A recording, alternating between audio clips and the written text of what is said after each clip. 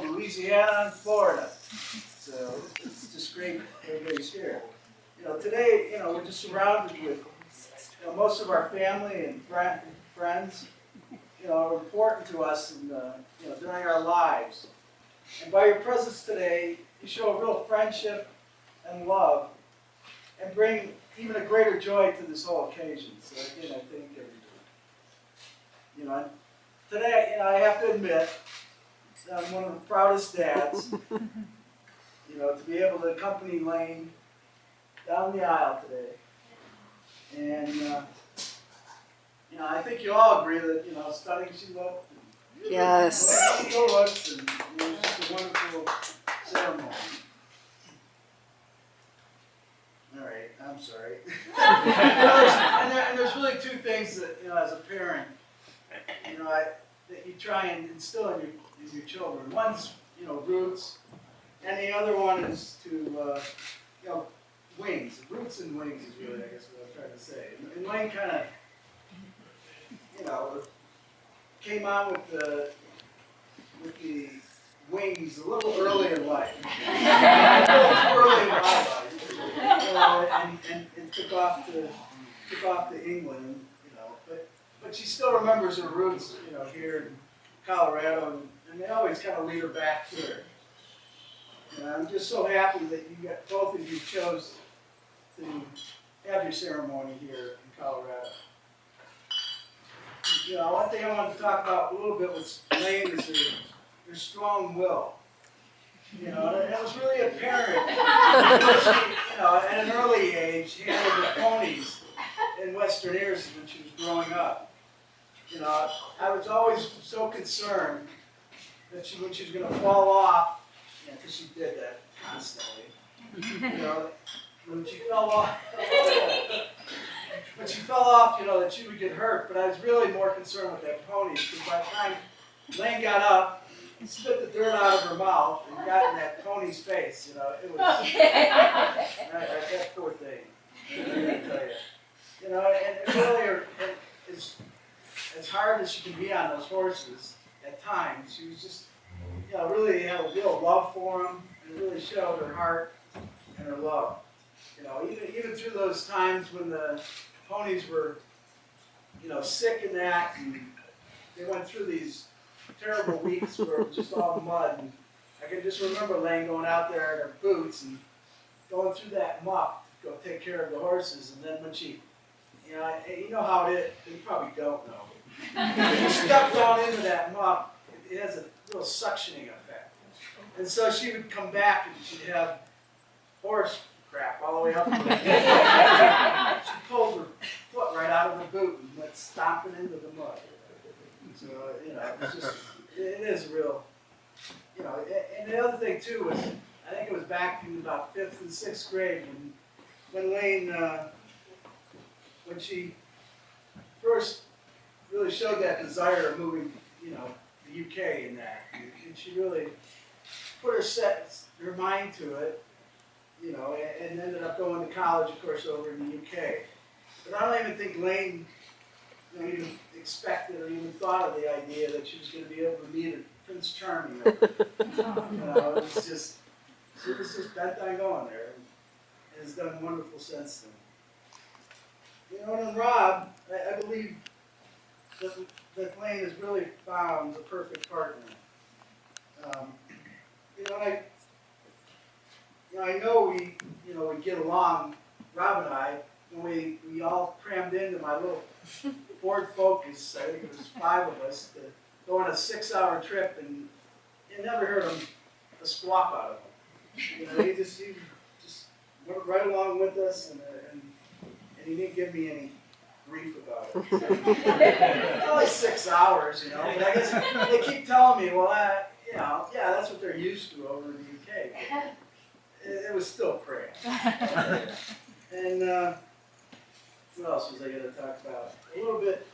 I also spent like 3 weeks, with Rob and Lane over in the UK this last spring, and I truly, say that, he is everything one could hope for in a son-in-law. And I really, look forward to many years ahead. You know, and one of the other things that Rob graciously shared with us during our ride in this little Ford Focus and 5 of us, the thing I remembered was he decided to serenade us on some of his show tunes. He has quite the voice. You know, and it was quite enjoyable. And I even heard that he's going to do a little, repeat here tonight later on. So I'm really looking forward to that. You know, and I really do think, Rob, you have many good qualities. You know, not least the ability to appreciate some of the finer things in life. You know, I mean, after all, you did marry Lane today, so that's a good thing. Anyway, Rob and Lane don't really need my advice. And the only one thing I wanted to say is that, that you must choose your right partner, for the right reasons. And just being together with you all both, I really think you've done this, and it's really a blessing, to see the love that you guys have. And I just, I think at this point, I just want to give a toast to Rob Thank you. and Lane. So if you please raise your glasses, and congratulations. Here. Cheers. And so now I get the pleasure of turning this over to Rob. Thank you very much, Paul.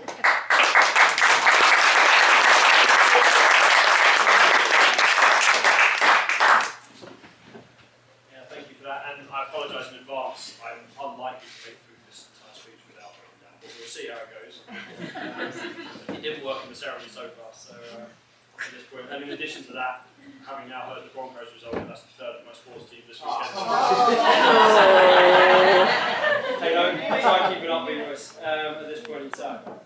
Anyway, but thank you very much, Paul, for the speech and for everything you've done for Lane throughout her life.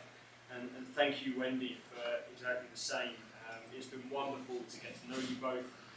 Certainly hope there'll be plenty more time to get to know you yet better still. But it has been wonderful to see your influence on her and then to get to know you both. And also for pulling this thing together, it's been spectacular. It's something we could not have done without you, especially with us being over in the UK and then me for even longer in the UK. It's been a privilege to see it all come together, and thank you so much. While we're on the subject of saying thanks for putting this together, thank you to Corey for effectively project managing this whole thing. It's been wonderful to see, and I don't think we could have done it without you. On the day itself, thank you for the groomsmen for running the ship and getting everything together.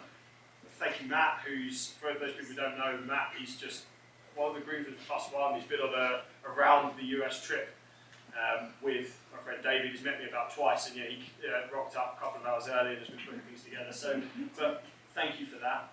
And to the bridesmaids, you all look beautiful tonight. It's wonderful to see you all here. But more importantly than that, thank you for the support you've given Lane over the last weeks and months, and for all the work you put into this. I know Lane would say so if she was the one giving the speech, but we cannot thank you enough for that. It's been wonderful to see her be supported so well through this, and very much appreciate that. Thank you. Next, just moving through a bit of a list here. My own parents, mum and dad. I don't know what I could say that would adequately sum up sort of everything that you mean to me. And I owe everything to you, and I thank you both from the bottom of my heart. And I don't know what else to say at that point. That's it. Moving on to a slightly lighter subject then. My best man, Johnny, who we will be hearing from a little later, and I think the speaker might be slightly less sentimental in tone.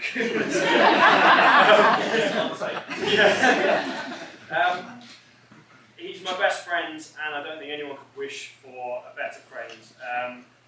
We first met on our well, I suppose first day of uni, it was the second day of uni was where we first properly met, where he noticed I was playing the incorrect football-based PlayStation game and called me into his room, and then I don't think we spent much time apart for the rest of the next 3 years. We once tried to count up the amount of hours we spent together over the course of university, and it's a dangerous amount of time. It really is. But he has always been there underneath it all. There's a hell of a lot of fun, but he's been a wonderful support through anything over the last, he's nearly 10 years now, has been unbelievably to that point. And then on top of that, he and I have broken up potential fights dressed as full Victorian gentlemen, big monocle, top hat and cane. It's surprising drunk people get very confused when you come up to him at that point. We've featured as What's On in Norwich, dressed as women. We were What Was On in Norwich at that point, Johnny and I dressed as women. So he was also there the night, as I'm sure he'll probably be mentioning later, that I first met Lane at the university nightclub. We were no longer at the university at that point. We left as alumni, but we found ourselves back there at that point. We've been on, the first lads' holiday we went on turned out to just be he and I for a 2-week break in Fortfordshire because everyone else pulled out, and there was no one else in this entire island apart from couples. And everything that we had to go to for the entire 2 weeks. But throughout all of it, he has a great sense of humour, and he's just wonderful to be around. And work now means we spend less time together. We're both very busy in what we do, or at least that's what we tell each other. We still send a ridiculous amount of nonsense emails every day to each other. Whether our work will approve of that, I'm not sure. But nothing ever changes, and I think that's the best thing you can say about a friend, that however many months you have apart, the next time you're together, it's as if nothing's ever changed and you've ever been apart. As was typified by the amount of times he's come up to my place in Norwich. It's not been that long since he's had to be kicked out of the bed, so Lane's actually allowed to stay in her own bed. And then with the young microphone, the 60s microphone for the classic show tunes that Lane very kindly bought me for my birthday the other year, spending about 2 hours singing the entire Jersey Boys soundtrack to it, just he and I standing there with the microphone. It's the things we do. He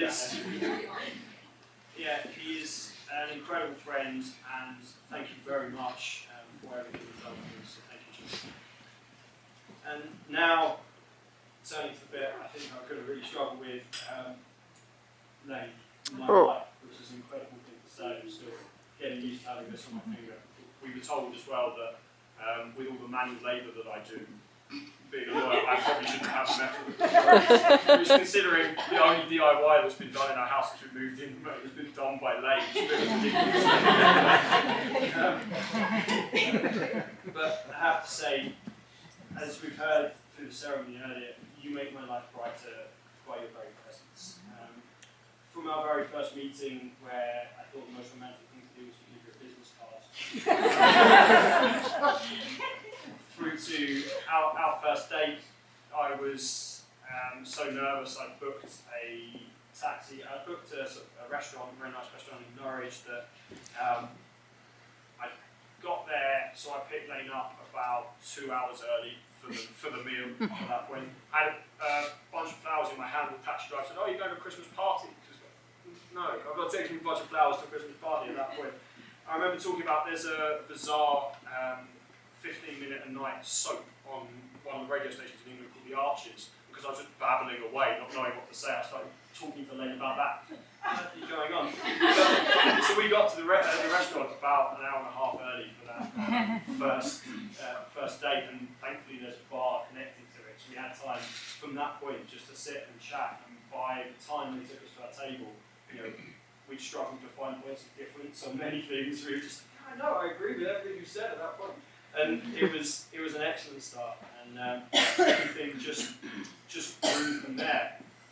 But I do remember, and I have to apologise, I think it was about fourth date. There was an England-Scotland rugby game on the TV that I decided that they would need to watch, and we sit down, and she just innocently asked a question about, what's going on in the line out? And then I found myself 10 to 15 minutes later still explaining, like, well, this guy jumps here and then he moves up, and if you switch around, then the other guy, and she has no interest in this at any point. I just can't stop myself when it comes to sport at this point. But somehow she stuck with me throughout this time, and I am forever grateful for that. We've had some absolutely joyous trips so far in our relationship, and done some wonderful things. For example, we went to Barcelona Christmas before last, just before, and we were all solid in 3 days. We saw some spectacular sights, and the Sagrada Familia is incredible. But the things that I think we most remember, and it's what sums up our relationship, is that we went into this side store for what was looking for dessert, and we ended up with, in Barcelona they do cones full of ham. It's an incredible thing. It's just, so instead of an ice cream cone, you just get a cone of Iberico ham. It's about thousands of pounds worth of ham just cut up. And it was that kind of thing. And then we went to lovely restaurants, a couple of different ones, but probably the best night of the whole trip was we just took a cheap bottle of wine from the supermarket and baguettes and some cheese, just back to our rooms, and just sat in the room and just spent the evening with our own stuff. And that's why I just love so much about you. Your special things would be special with anybody. You know, you go to a nice place, okay, it's nice in any event, but it's the things that otherwise wouldn't be special if it wasn't for the fact I was spending in your company that just sums up everything that I love about you. And you've put up with, she has to put up with my endless stupid jokes. David, who's sitting here for my stag do, contacted both my mother and Lane with a list of questions. I won't go into all of them. Jodie may go into some more of them later. Some personal things about me. One of them was, how on earth do you get him to shut up? And she said that sometimes she just gives me a look, and it occasionally works, but normally she just lets me prattle on. I mean, when I saw the Colts make the playoff game against the Broncos, the amount of luck-based jokes on Andrew Luck were running through my head, and I tried to get a range of clever puns about Von Miller and stuff like that, but it just didn't work. But she's used to my endless, ridiculous lines. They're not in the least bit funny, but she puts up with them. And she brings such a joy to my life in everything that she does. And that's something that I love about her. But I often don't think that she perhaps knows how clever, compassionate, and beautiful she is. I mean, looking at her today, she looks incredible. She looks absolutely amazing, and you saw it. I lost it when she walked into the ceremony because she just looks beautiful. But to me, sometimes even more so than today, when she looks most beautiful is doing the things that she loves. So like the first time I got the chance last summer when she was able to look after and rent a horse, and I would go out there with her on a weekend. And just to see her, as Paul said the experience of it when she was younger, just working with the horses, what she loves, doing what she enjoys doing, is even more beautiful. And then just at home on the sofa, which we spend a lot of time just sitting, that's what I love about you. That's when I find you the most beautiful. It's a wonderful thing that you look absolutely mind-blowing today. But even without the beautiful dress, you just still look incredible to me. I've read her thesis many times on this point, proofreading different points, and I've tried to get my head around her field, the different parts of the psychology degree that she did, and then her postgraduate degree as well. And if you were to read any of her writing, she would never agree with this, but it is an astonishingly high level. It's frankly mind-blowing what it is she is able to put together. Her level of the control she has over her writing and her ability to break down a topic and explain it is very impressive. She is such an intelligent woman, and I sometimes don't think she gives herself enough credit for it. But equally, she's constantly striving for knowledge in new fields. It's one of the other things I just love about her, that there isn't a day that goes past that I'm not getting told about a new scientific discovery, even if like 3 days later I'm told contrary evidence that it's complete nonsense the previous thing. It's wonderful. She's in one field, but it's just everything fascinates her. She has just a thirst for knowledge, and it's wonderful to be around. We don't just sit there, just what am I doing right now? There's nothing. There's constantly something new, something challenging. Some of the only things we've fallen out on are things like whether or not we can eat farmed salmon. But let's not go there. But she's principled, she knows what she believes in, and I take great pride in that she knows what she feels strongly about. But more importantly than any of that, and that natural intelligence, is your emotional intelligence and compassion. Because every day she helps me become a better person, more fulfilled, and I can never give her enough thanks for that. My life just feels more joyous, it feels happier, it feels more settled, which is a wonderful feeling to have. And it's just something she gives without thinking about it. She wouldn't be able to explain how or why she does it, but she just does. And I had no idea. We moved into our first purchased house in May, and I had no idea there's nothing more magical than the unbelievable joy of coming home from a busy day, you open the door, and there's her face, just sitting there waiting for you to come home. It's really wonderful. I love her absolutely unconditionally. And at this moment, I'm nearing the end of my speech, and an author that some of you may know, Sir Terry Pratchett, is one name I've now read and listened to his complete works.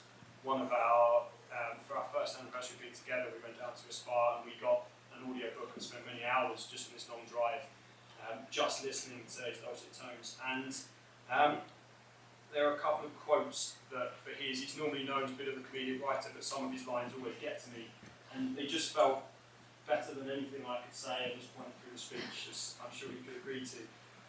In one of his books, he says that words in the head can be changed, but words in the heart can never be taken. And your love is engraved on my heart, and nothing will ever take that away. Thank you for giving me the gift of the life of you. I could wish for nothing more. And I finish with one other Pratchett quote that sums up better than anything that I could have said. It's where he says that she has opened her heart, and if you let her, she can engulf you. This woman is a city, and eventually you did what any city has always done: open the gates, let the conquerors in, and make them your own. I love you.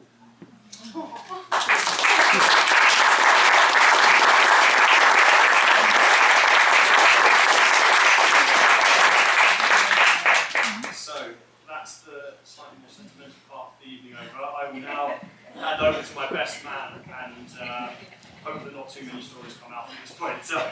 Right, so I'm basically Johnny. I'm his best man. I will put the candles inside there, probably realise that. So get out way early. Both speeches were lovely. Like at home, I'm more than a tin man, so do not expect any sentimentality here whatsoever. Apart from next lines, where I say the bridesmaids look absolutely fantastic. The bride looks marvellous, and the groomsmen, wow. Guys, we've been work stops here. But it's nice to see so many people here come from, obviously we come from England, but there's so many people come from all the States. I think that highlights the fact that it's amazing how far people travel for free food and alcohol. And love. So, anyway, I'm the best man. So, that's always the best man. Rob came proposed the name, thought, I'm the best man, who should I go? So he thought, best man, so we did the best man, and said, will you do the honour of being my best man? He said no. So I was like, it's probably back to thought, this is strange, what should I do? Who's my most intelligent friend? He will deliver a great speech probably. He will help me all the way through things. He mentioned some most intelligent friends. He said no as well. I was thinking, oh, holy moly. We say that. He said, you're right, who's my most attractive friend? She would look fantastic in pictures. He was my most attractive friend, and he said no as well. So he said to me, Johnny, please be my best man. I looked in the eye and said, I've got to say no, I've turned you down 3 times. So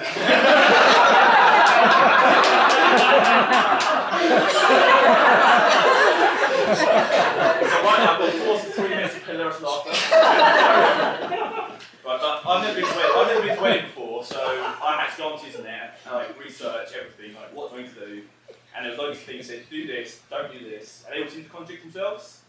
So I thought, you know what, I'll write what I want to write, get on with it, and obviously sit down and be quiet afterwards. So I was scribbling away furiously, pages everywhere, And then when I was younger, I heard everyone say, if you've got nothing nice to say, sit down and be quiet. I'm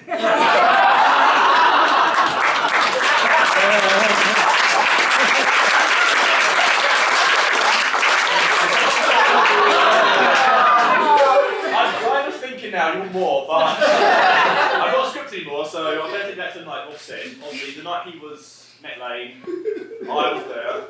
And I'm sure he's told you some fantastic stories about how they were a night out, they met across the room, they saw their eyes across the room, walked in the room, blah blah blah, that rubbish.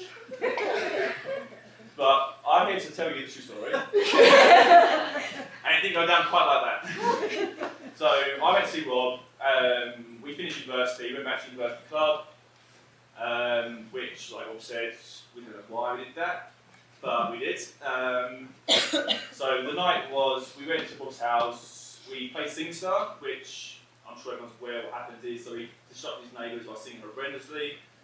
And then we played some Pro Evo, which is a football game, which I showed him.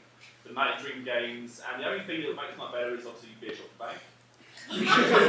Which is in jokes, no one gets that, so that's fine. I get that. So I think he gets it. Nice.